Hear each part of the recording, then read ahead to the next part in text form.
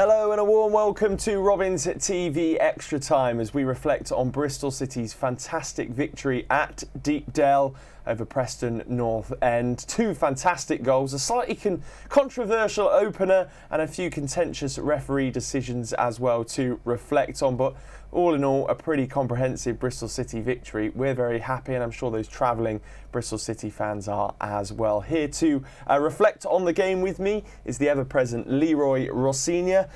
Leroy, pretty comprehensive win in the end, and I think everybody be chuffed, and some very impressive goals as well. There were some very impressive goals, really impressive second half. I've got to disagree with you a little bit, Toby. It was an extremely controversial first goal. We know it was handball, but they got away with it, and there's been decisions that have gone against Bristol City, I'm sure, in recent history, but they took advantage of it, and we saw some wonderful play, some wonderful goals in the second half, especially when, you know, the Preston got that equaliser. You know, poor little bit of play, and they were punished for it, but the reaction was outstanding.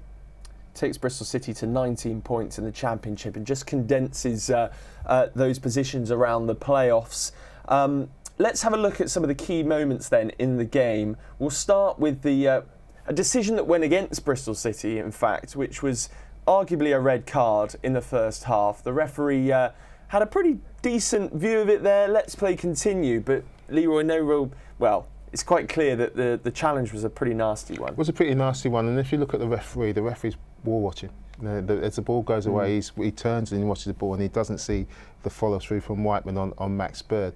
And the reason we picked it out was not only because it was a red card, but it was so important that, you know, with the injuries that we were having, that Max Bird was able to continue. And you know, and I was, as soon as I saw it, I was commentating with Alex, I was really upset about it, because being a ex-professional footballer, I know those are the sort of challenges which can cause real harm. But Max he got himself up, dusted himself down. Whiteman got away with it in one sense, but he didn't get away with it in another sense, because Max Bird went on to have an outstanding performance. I gave him man of the match. There were loads of City players, by the way. Sykes, Dickey, Wells, the McGuane when he came on was terrific. There were loads of good performances, but I gave Max the man of the match because after such a terrible tackle, just dusted himself down, and it was a really feisty atmosphere, but he kept his cool. You know, I'm not sure I would have kept my cool if someone had done that tackle on me, but he kept his cool and went on to score, have a wonderful performance and score a really important third goal. He certainly did. Well, let's have a look at some of Max Bird's key moments. First up, a very big chance he had just before his goal. Yeah, just playing in that second number 10 position, picks it up from Hirakawa, and do you know what? He'd be really disappointed that he missed the target there. You could see his reaction there.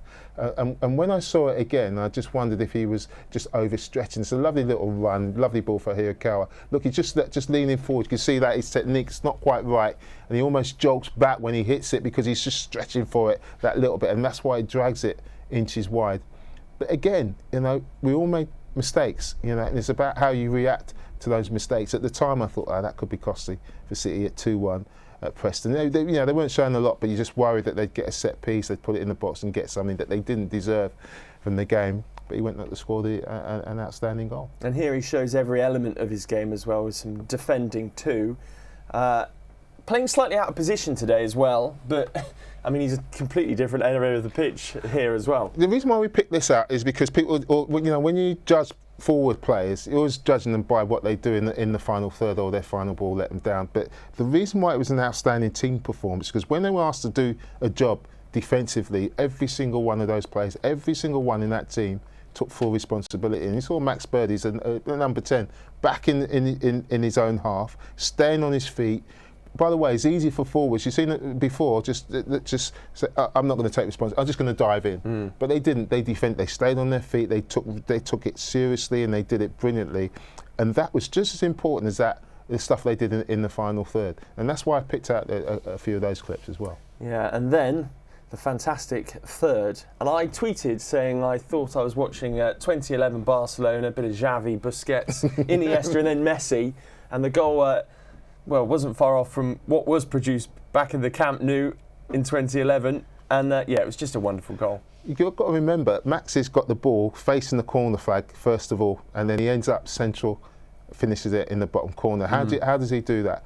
Well, it's by lovely play, lovely 1 and 2 touch play, and you know, and if we can Like, see it again. Here, if just before that, he's got the ball, then he follows his pass. It's like a training ground goal. He just passes and follows, ends up centre of the goal and slides it in just absolutely beautifully. Keeps going, keeps following these passes, and lovely little play by Hirakawa. They're all in a position where they can link the play, 1 and 2 touch.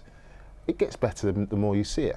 The more you see it, it gets absolutely better. But you've got to remember, he was the one who had first contact, first control of that, out facing the corner flags, and then how's he end up? Well, look, it's 8 or 9 quick 1 and 2 touch passes, and a lovely finish. Every touch just perfectly weighted.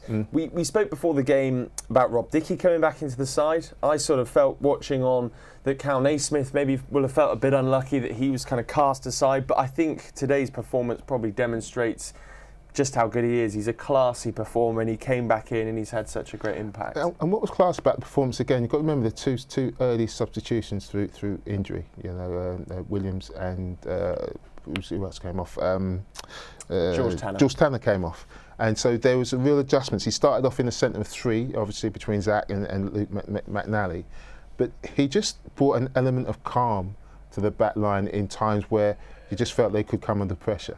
And what I liked about it, he just stayed on his feet, didn't get his shorts dirty. You know, you get your shorts dirty when last ditch, when you have to make a line. Not one time did he get his shorts dirty today, and got blocks where he's just in a good position, was just reading where the shot was going to go, and he just brought an element of real calm to the back line at times where there was real pressure. Well, brilliant, and again, Viner and McNally either side of him too were impressive. Yeah, look, there's his blocks here. Again, he just standing up, go on, beat me. No, I'm not going to let you go past me. He gets a block and they win possession. For the time that he's been out, it's been like 4 or 5 weeks he's been out with that hamstring injury. This is really good as well. They've got an overload, but he just stands his ground. I'm going to stand your ground. You're going to have to do something special. They actually won the corner there. And that's just really good, sensible defending. You see it again, the guy's got a couple of yards on him, and loads of defenders want to slide in when they want to be a superhero.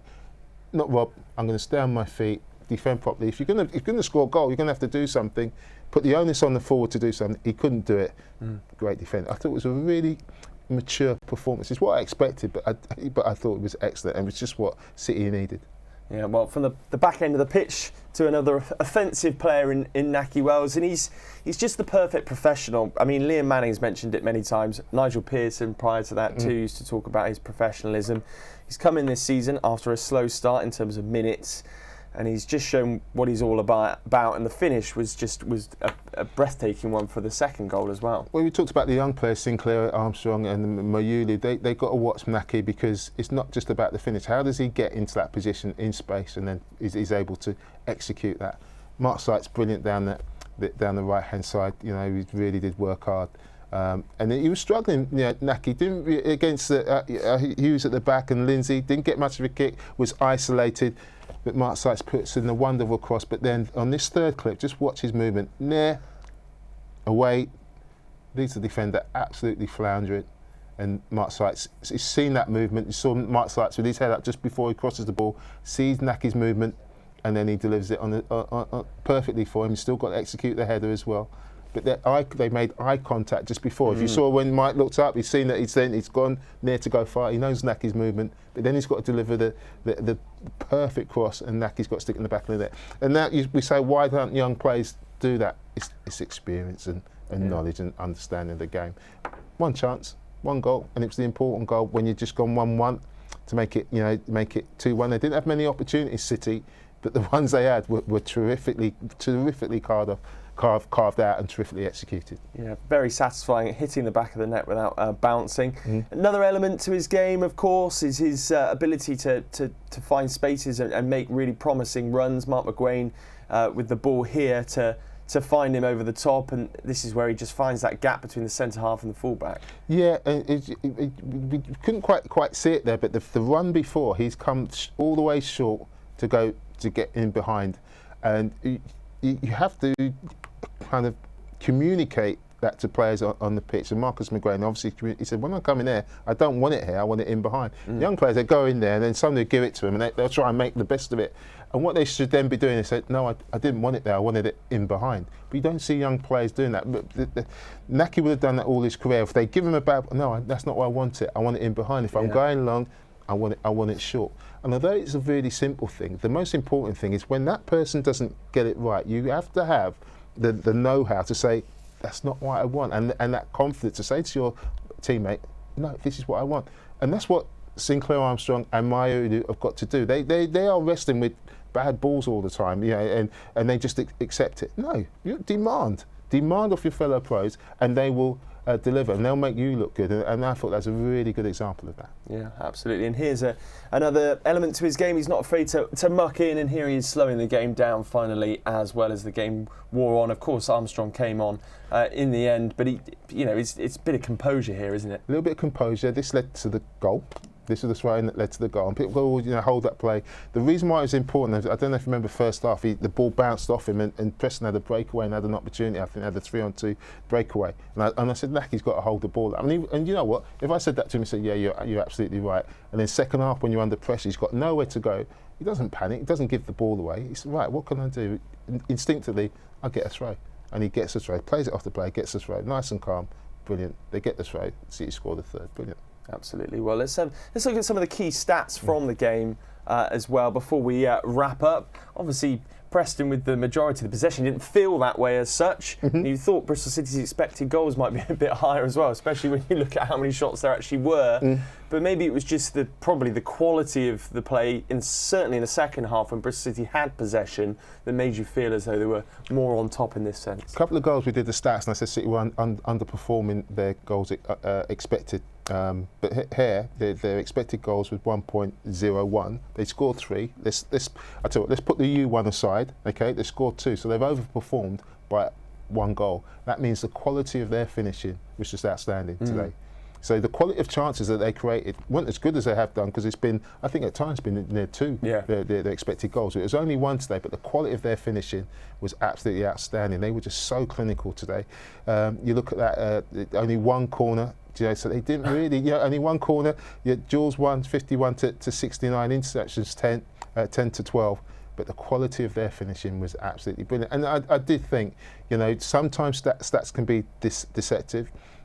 Preston had 60% to City's 41, but when City had the ball, I felt they were going to create something where I thought Preston's was slow, it was lethargic, and it didn't really move the City back line around too much. Yeah, first few minutes when Kessler Hayden got the ball down the left-hand side caused a few problems, but apart from that, City were the better side. Absolutely. Well, long may it continue.